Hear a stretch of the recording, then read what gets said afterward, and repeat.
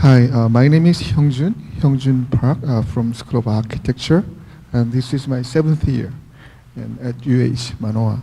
And first of all, I want to make two questions. First question is, as I know, the faculty requires to pay some UPA fees, right? And then how much is it? And then the second question is, does UPA have a very good lawyer? Very good lawyer?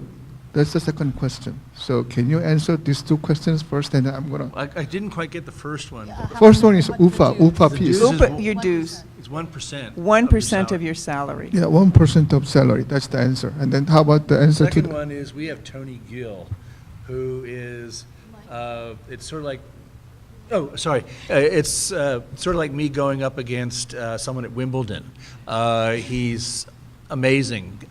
He's been in this for a couple decades, and he's among the best people for labor law in the state.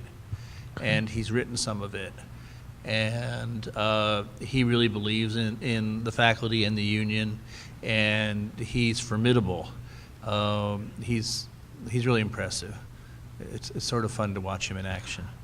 actually, the reason I'm making this question is, I think you mentioned how faculty get involved and make some kind of influence to the system's changes and progress.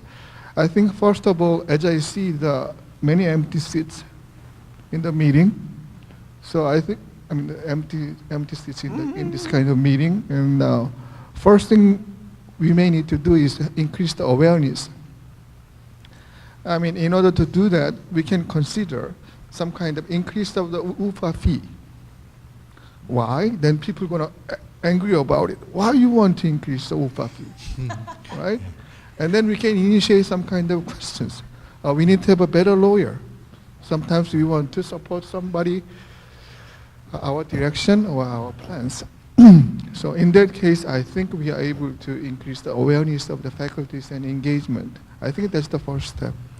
One of the things we're trying to do is, there's sort of there's sort of two groups of faculty. About a third of us are within 5 years or so of retiring.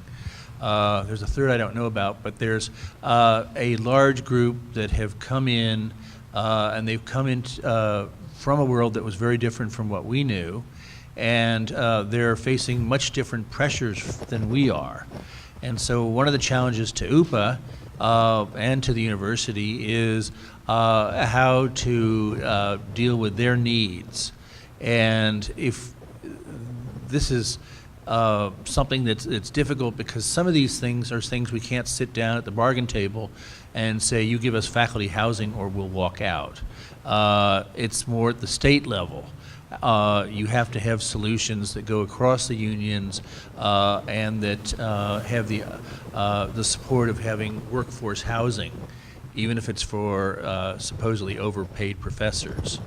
And so there are a bunch of issues like that, and we're still trying to come to grips with how to deal with them.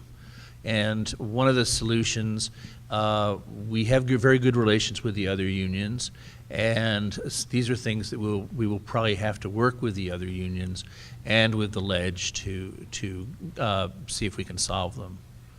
I can go on for a long time about what we've heard about junior faculty problems, and anyway. No.